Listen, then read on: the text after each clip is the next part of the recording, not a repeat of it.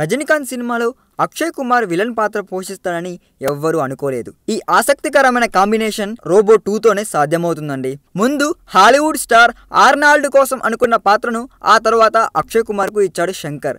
అయితే ఆ మధ్య కాలంలో లీక్ అయిన అక్షయ్ లుక్ను చూసి అందరూ అతను పోషిస్తున్న పాత్ర విషయంలో రకరకాల రూమర్లు చేశారండి.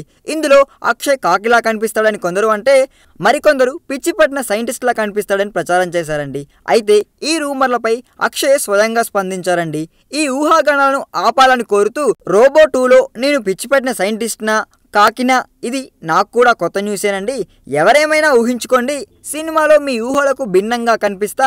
నా పాత్ర దానికి సంబంధించిన మేకప్ గురించి ఇప్పుడు ఏం వివరాలు నేను ఇప్పుడు చెప్పలేను. ఒకే ఒక విషయం చెప్తాను అంటూ ఈ మధ్య నేను హోటల్కి వెళ్ళాను. అది రోబో 2లోని పాత్రకు సంబంధించిన మేకప్ వేసుకునే వెళ్ళాను.